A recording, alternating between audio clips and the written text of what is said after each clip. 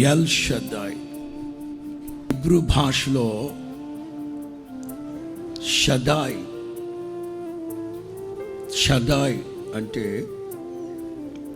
ఒక తల్లి రొమ్ము, ఒక తల్లి రొమ్ము.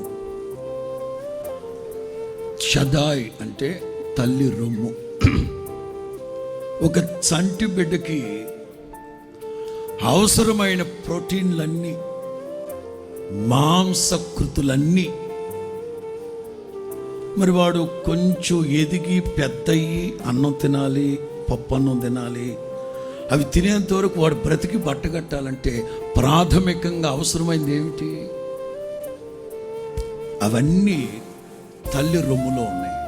అలాగే మన దైనందిన ఆధ్యాత్మిక జీవితానికి కావలసిన సమస్త ఉత్పత్తులు నా దేవుని కుడి చేతిలో ఉన్నాయి.